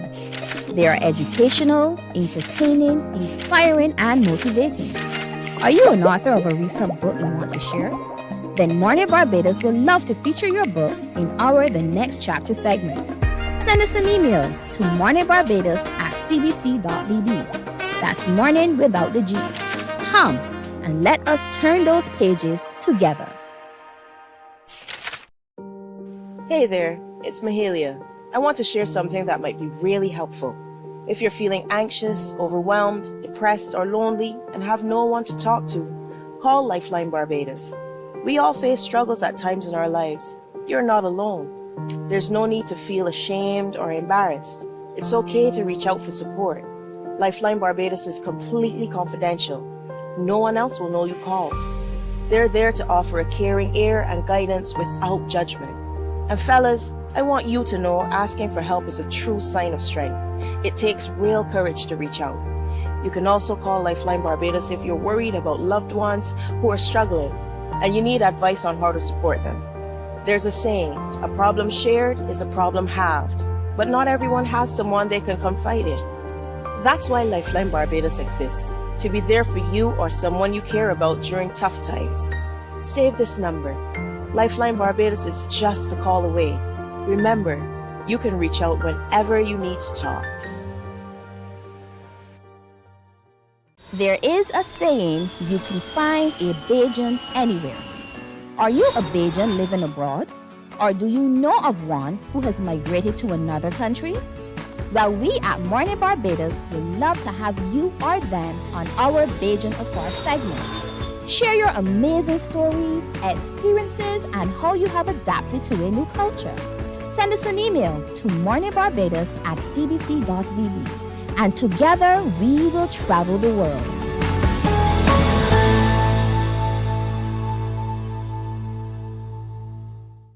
Some ask, what makes Barbados so special?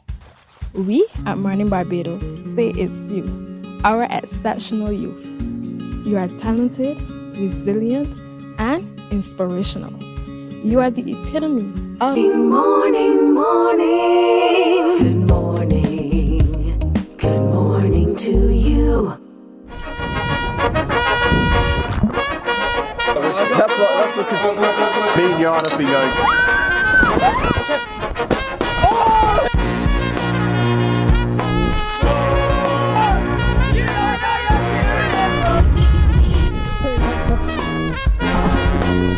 Is this smart? It's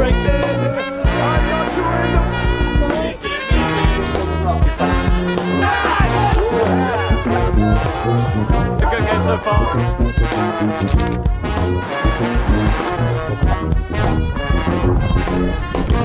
I'd like to try it first.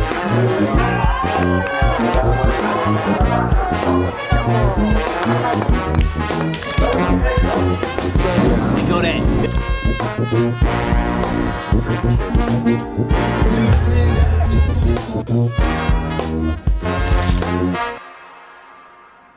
That's a gents vlog. I mean, and that's a gentrified version of the vlog indeed.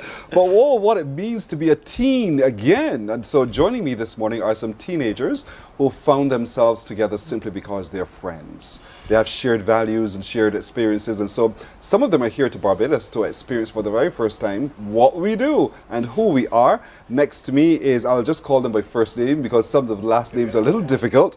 There's Elliot. Hi, morning. Good morning, Elliot. Elliot, you're in from southern England. Yes, yeah, I'm from East Sussex, by the sea. Sussex. Yeah. Okay. And what's life like in East Sussex? Warmer than the north of England. So yeah. But yeah, no, very, very nice. But I met these guys up north in Lancashire, in Stonyhurst. So that's the school that we all found ourselves at together. And where we met Gabriel, who's brought us out here. Gabriel, were you there at that school as well? I was, yes. So for the last 2 years, I was at school with these friends. You're the Barbadian. Yes, so I'm the local. You're literally the tour guide. Yes, I am the host. You're the host. So how has it been thus far with you with these guys? Stressful, but you know, having 5 other people in my house. But no, it's really been great. Just showing them how life is here, how much better it's here than all the way. I like that word. Yeah. Better it is indeed. And so we'll get deeper into that story in just a moment. Across from me is Johan. Johan, you're from Germany. I am from Germany indeed, yeah. And we basically all met up in boarding school because it's an international school, and I always wanted to go to boarding school as a little child, and kind of that's a dream come true, and we all met there, and we just have a really good group of people, and we're just enjoying our time here now. And now you're experiencing another part of your dream, which is Barbados. Exactly. Boy, you have a story to tell as well, don't you? I'm sure. And across from me is Magnus. Magnus is from Scotland. Indeed, yes. Indeed. I mean, when you hear the word Magnus, we immediately know that's Scotland. And so the Scots bring a totally different flavour to everything, isn't it? They do. They travel well, the Scots. You'd have to say that. It's not quite as warm as it is here, but friendly people, equally as personable as they are in Barbados. So, yeah. So, apart from wanting to experience who we are, what else have you been doing while you're here? A lot. I mean, as you saw from that clip there, we've been all over the island. We've tried a lot of great food, local food. The flying fish was a particular favourite. Boy. Yeah, it's good, isn't it? Yes. Bit of surfing. Gabriel's dad's a surf instructor, so we've been out on the waves with him, and that was a lot of fun as well. But yeah, just seeing the island. What did you know about us before you came? Not that much, to be honest. So we came with a sort of fresh mind and very open, and yeah, I've enjoyed what we've seen so far. So much so you're filming, and while you're filming, you're editing and putting it up on your vlog as you go. But you're a church guy, aren't you? Church guy? Yeah, I do a bit of that. No. Absolutely. Yeah, so I do a bit of that as well. So I'm hoping to get into journalism, and as I've been doing that, I've been working for a company called the Catholic Herald, who I'm doing some work with at the moment. I work for them 3 days a week. So I've been trying to sort of do some working from home officially with them. So they don't really know that I'm in Barbados at the moment. So we'll keep that on the low. So if they see this, That's you. That's at you. That's totally at you. And so, Gabriel, where else do you plan to take these young men while they're here? We've been spending a lot of time on the south coast. Right. Yeah, because that's where most of my friends are and the activities that we like to do. But we also spend a lot of time on the east coast, and I'm kind of just hoping to take them to do some more water sports activities and stuff like that. We've tried the surfing. That's gone well. We're thinking of doing some windsurfing, and we've done the catamaran on the west coast. So yesterday we went on the island tour. We took them all around to see all of our different points, took them all the way up to Rugged Point yesterday and up to the north. So it's just showing them around, letting them know what we're all about, really. Yeah, we're all about a lot. Right, Mike, Johan. Yeah.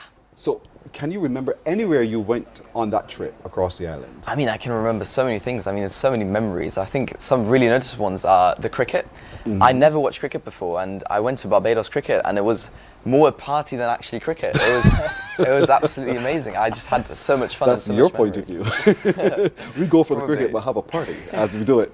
So you were at Kensington Oval, the iconic Kensington Oval. Exactly, when you think cricket and think cricket in the Caribbean or think cricket globally, you have to hear Kensington Oval, where the statue on the outside, a couple of them, Sir Garfield Sobers, our national hero, the right excellent, and then there's Charles Griffith. His statue is also the excellent West Indies cricketers as well. So now that you know our sport, our national sport is cricket, and you've had that wonderful pastime while you were there. So while watching the game, what did you learn?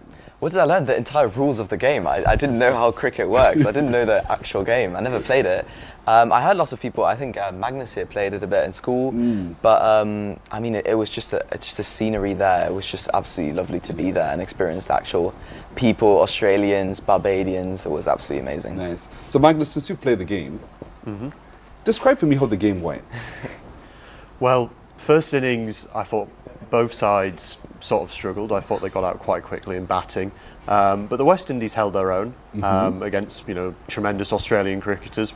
When they play England, they usually, completely bat them out of the park. Yes. So, and then the second innings, the Australians got a lot of runs, I thought. Yeah. So it's on to the next test, isn't it? Yeah. It is on to the next test. Are you looking forward to that? Yes, absolutely. How long are you here till? We're here till, I'm here to the 6th of July, so Sunday. And then everyone's moving at different points, aren't they? Okay, all right. Well, it's good to meet you, gentlemen.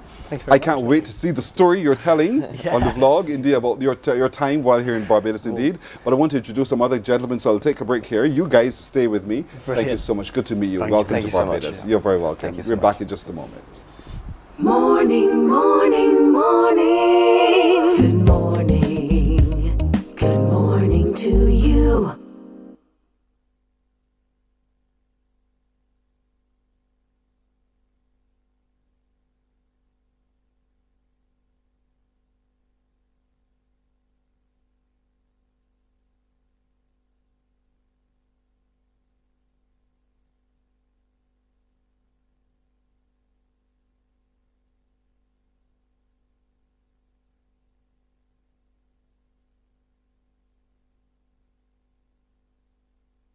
Welcome to Nature's Discount, the ultimate health food store.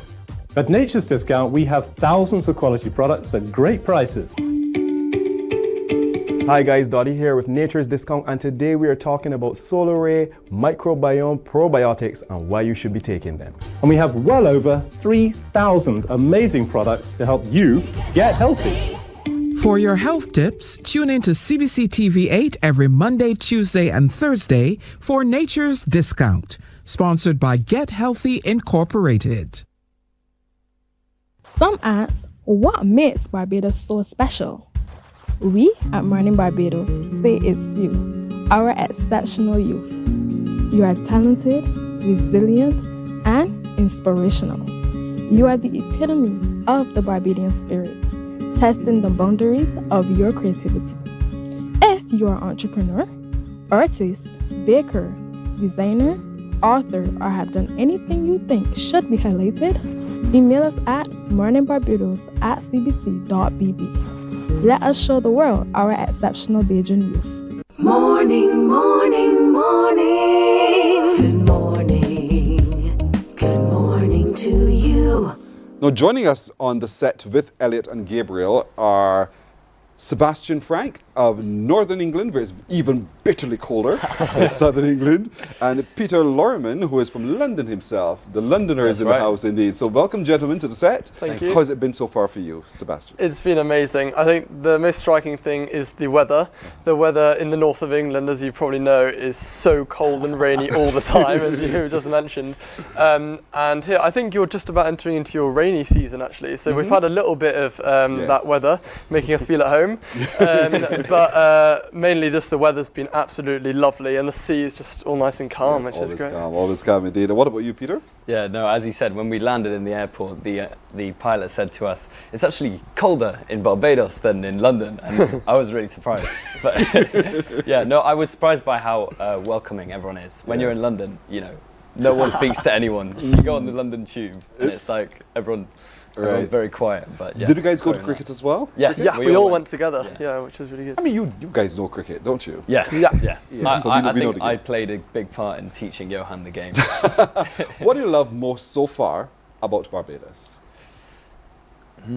I think I've really enjoyed the people and the culture. I really love a difference in culture, and I've also really enjoyed the food. It's been really good. Nice. Yeah. Sebastian.